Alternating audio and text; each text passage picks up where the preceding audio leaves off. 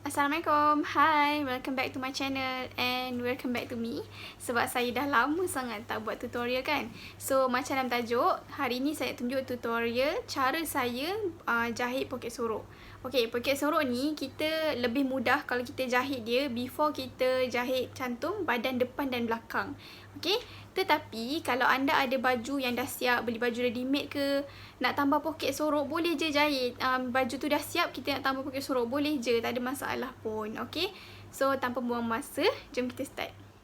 Pertama sekali, potong fabric yang kita nak jadikan poket kita ukuran 18 inci x 6 inci dan kain gam ukuran 6 inci x 4 inci. Kemudian fabric tadi tu di sebelah dalam dia kita akan ironkan kain gam ni dekat sebelah atas. Okey. Bila kita dah siap gamkan dia, kita akan tandakan dia daripada atas 3/4 inci. Cantumkan kita punya line tadi, kita dah garis 3/4 inci. Kemudian dari kiri dan kanan juga kita masuk ke dalam 3/4 inci dan ke bawah daripada garisan pertama tadi tu 3/4 inci juga. Okey.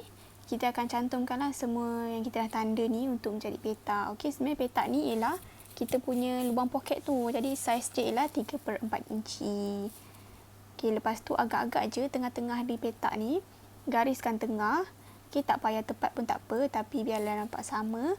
Kemudian gariskan, buat 3 segi macam saya buat ni. Untuk rujukan kita bila nak potong nanti. Kain peach ni ibarat baju yang kita nak letakkan poket. So, anggap ni kita punya baju. Di bahagian luar baju tu, okay, tandakan dekat mana kita nak letak poket tu. Okay, so garis lurus macam ni, pakai kapur. Kemudian ambil tadi fabric yang kita dah lukis tu. Okay, lipat, samakan garisan atas lubang poket tadi dengan garisan yang kita tanda pada baju. Okay, so lepas tu kita pinkan dia supaya mudah kita nak jahit nantilah. Jadi nanti kita akan jahitkan dia dekat sekeliling petak ni. Okey, jom kita start jahit. Kalau perasan, saya mula jahit di tengah-tengah, bukan di bucu kotak. Sebabnya bila kita jahit di tengah nanti, kita nak matikan jahitan tu senang sebab dia akan bertemu semula dengan permulaan tadi. Kalau kita start di bucu, kita akan mati di bucu yang sebelahnya. Jadi leceh kita nak matikan jahitan tu. Kalau tengok macam ni, jumpa semula dan terus matikan jahitan. Bila dah siap jahit, kita akan lubangkan poket ni. Okey, tapi make sure dekat belakang tu tak ada apa-apa. So, garisan tengah yang kita tandakan tadi tu, kita gunting dia snip sikit macam ni. Lipat dulu snip and then kita gunting ikut line tu lah. Okey, sampai ke bucu segitiga tu. Kemudian, kita gunting ikut segitiga ke kiri dan ke kanan. Make sure jangan tergunting benang yang kita jahit pada keliling kotak tadi tu. Bila kita dah siap guntingkan tadi tu, kita keluarkan kita punya isi dalam poket ni. Terbalikkan dia masuk ke dalam. Sebabnya tadi kita jahit dia daripada luar baju. So, kita nak masukkan dia ke dalam baju. Kita masukkan dia melalui lubang tadi. Okey. So, kemaskan elok-elok macam ni. Nampak dah nampak lubang tu kan? So, kita ironkan dulu, okey, supaya dia lagi terletak. So, ironkan dulu di sekeliling lubang ni. Bila kita dah iron, macam ni lah hasilnya. Cantik kan? Kemas je lubang poket tu. Okey, so step seterusnya, ambil kain tadi tu yang di bawah ni.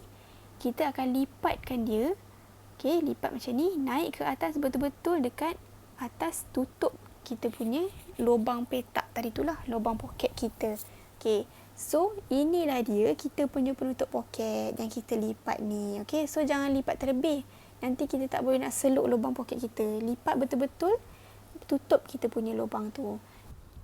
Kemudian kita pinkan dia dan kita boleh ironkan supaya dia terletak cantik. Ni saya dah siap iron. Okey, tengok dari depan. Nampak tak dah ada rupa poket. So, tengok. Kemas je penutup kita bila kita dah iron. So, step seterusnya, poket tadi kita lipat dua, okey, cantumkan hujung dan hujung. Kemudian kita pinkanlah macam biasa supaya senang kita nak jahit nanti. Sekarang saya tunjukkan cara nak jahit poket dia. Okey, so poket dia ni kita hanya jahit dua keping yang kita cantumkan tadi, lipat dua kan fabric poket tu. So jahit dia dua tu saja. Jangan terjahit baju. Kalau terjahit baju, dia tak jadi poket sorok. Okay, so jahitlah dengan basi 1/2 inci. Jahit sekeliling dia.